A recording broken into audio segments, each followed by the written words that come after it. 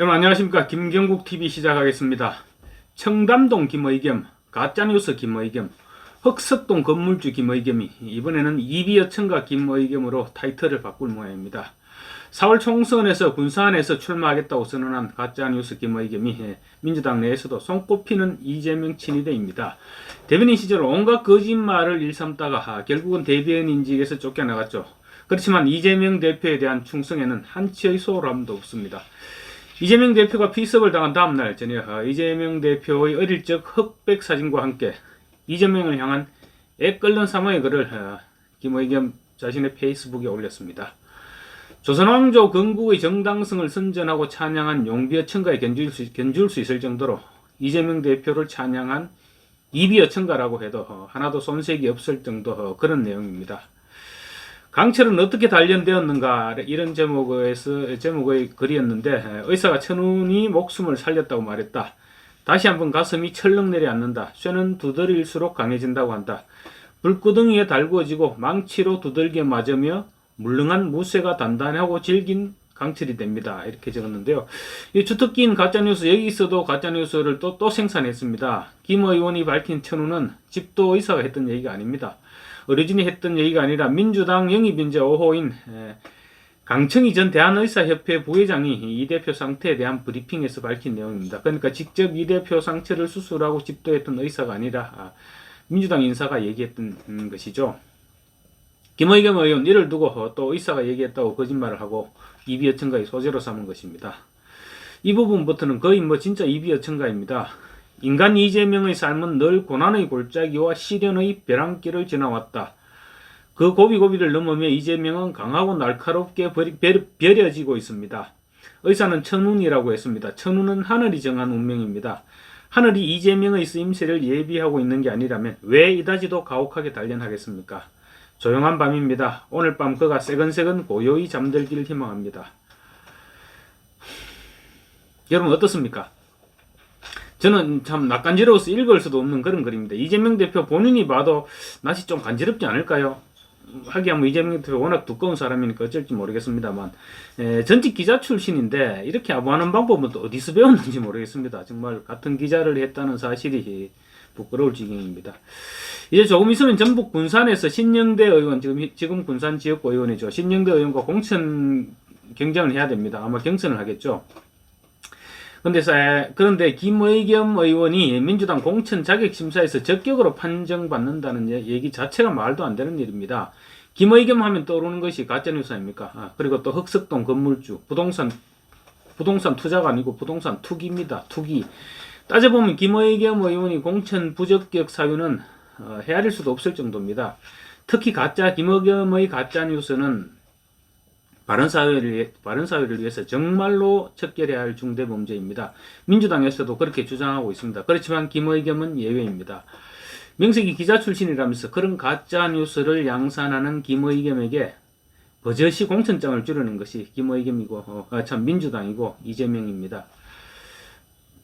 바른언론 시민행동과 공정언론 국민연대 그리고 사회정의를 바라는 전국 교수 모임 등이 공동으로 지난해 말에 지난 한 해 동안 가장 많은 가짜뉴스를 생산한 정치인으로 김의겸을 선정했습니다. 윤석열 대통령과 한동훈 법무장관 그리고 김현장 소속 변호사 수십 명이 청담동에서 새벽까지 술을 마셨다. 술자리를 가졌는데 일명 얘기하는 청담동 술자리 의혹. 바로 김의겸이 생산한 가짜뉴스죠. 희대의 가짜뉴스였습니다. 지난해 가짜뉴스 부문에서 김만배의 허위 인터뷰를 보도한 뉴스타파 보도에 이은 가짜뉴스 2위에도 당당히 올랐었습니다. 그럼에도 김의겸은 청담동 술자리 의혹은 제보자가 있고 녹취록이 있어 질문을 던진 것인데 그걸 가짜뉴스라고 하면 너무 덮으씌우기다 이렇게 항변하기도 했었습니다. 사실 김의겸이 제기한 김의겸이한테 들어왔다는 그 제보는 굳이 누구에게 확인 전화를 해보지 않더라도 진짜로 기자법을 1년만 먹은 사람이라면 대번에 가짜뉴스라는 사실을 알 수 있습니다. 너무 앞뒤가 안 맞는 얘기들이 많기 때문이죠. 사실상 팩트 확인이 필요 없을 정도 수준의 제보였고 김의겸 의원이 팩트 확인을 하려고 마음만 먹었다면 거의 전화 한 통이면 팩트 확인이 됐을 것입니다. 근데 팩트 확인을 하기가 싫었던 것이겠죠.